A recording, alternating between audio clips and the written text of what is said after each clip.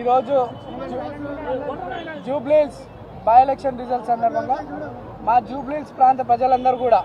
దాదాపు 25,000 మెజారిటీతో నన్ను ఆశీర్వదించినందుకు నా ప్రాంత ప్రజలందరూ కూడా ప్రాధాన్య నమస్కారాలు తెలియజేస్తూ ధన్యవాదాలు తెలియజేస్తూ ఏదైతే నమ్మకం నా మీద పెట్టుకొని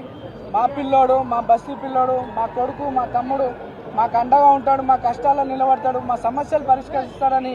ఎంతో నమ్మకంతో నాకు ఈ అవకాశం కల్పించారు. వారి సేవ చేసుకోవడానికి ఈ అవకాశం కల్పించినందుకు వారందరికీ కూడా ధన్యవాదాలు తెలియజేస్తూ అదేవిధంగా కాంగ్రెస్ అధిష్టానం సోనియా మేడం గారు, రాహుల్ గాంధీ గారు, మల్లికార్జున్ ఖార్గే గారు, కేసీ వేణుగోపాల్ గారు, అలానే మా ముఖ్యమంత్రి గారు, మా ప్రియతమ నాయకులు మా అన్న రేవంత్ అన్న గారికి, మా అధ్యక్షులు పిసిసి అధ్యక్షులు మహేష్ కుమార్ గౌడ్ గారికి, ఇన్ఛార్జ్ మేడం నటరాజన్ గారికి, విశ్వనాథం గారికి అండ్ ఎంటైర్ క్యాబినెట్ మంత్రులందరికీ అండ్ మా ఎమ్మెల్యేలకి, చైర్మన్స్కి, మా పార్టీ కార్పొరేటర్స్, స్థానిక కార్పొరేటర్స్కు, ప్రతి ఒక్క కార్యకర్తకి ఎంతో కష్టపడ్డందుకు వాళ్ళందరూ కూడా ధన్యవాదాలు తెలియజేస్తూ మరి మా పార్టీ పెద్దలు నా మీద నమ్మకం పెట్టుకొని నాకు అవకాశం కల్పించినందుకు మా పార్టీ పెద్దలు కూడా ధన్యవాదాలు తెలియజేస్తూ ఈరోజు పార్టీ కార్యకర్తలు ఎంటైర్ కాంగ్రెస్ పార్టీ సిస్టమ్ అంతా జూబ్లీహిల్స్లో ఎంతో కష్టపడి కాంగ్రెస్ పార్టీని నన్ను ఇక్కడ గెలిపించుకోవడానికి నిరంతరం కృషి చేసినటువంటి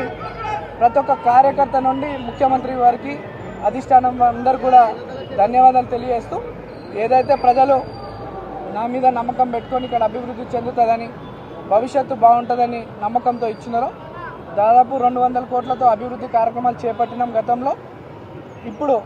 ఈ యొక్క ఇంత మంచి ఆశీర్వదించారు పెద్దలు ముఖ్యమంత్రి గారి దృష్టికి మా ప్రాంత సమస్యలన్నీ కూడా తీసుకెళ్ళి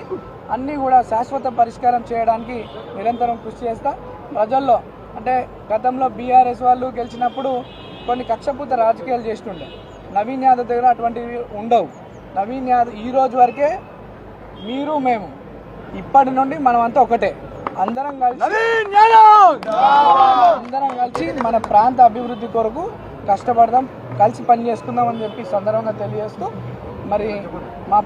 అనేక దుష్ప్రచారాలు బీఆర్ఎస్ పార్టీ వాళ్ళు మా మీద నన్ను, నా కుటుంబ సభ్యుల్ని అనేక తప్పుడు ఆరోపణలు చేయడం జరిగింది. వాటికి ఈరోజు ఈ సమాధానం మా ప్రజలు వాళ్ళకి ఇచ్చినారు. ప్రజలందరూ కూడా మరోసారి ధన్యవాదాలు తెలియజేస్తూ అందరికీ కష్టంలో తమ్ముడుగా, కొడుకుగా ఉంటానని చెప్పి తెలియజేస్తూ డెఫినెట్లీ మా ప్రాంతంలో అన్ని స్కూల్స్, గవర్నమెంట్ స్కూల్స్ని అన్నీ కూడా రెనోవేషన్ చేయించి మంచి క్వాలిటీ ఎడ్యుకేషన్తో పాటు వాళ్ళకి ఫెసిలిటీస్ అందిస్తూ ఆరోగ్య పరిస్థితులు కూడా బాగుండేలా మా జూబ్లీహిల్స్ ఒక ఆరోగ్యవంత నియోజకవర్గంలో, ఒక విద్యకు సంబంధించినటువంటి నియోజకవర్గంలో కష్టపడి పనిచేస్తామని తెలియజేస్తాం.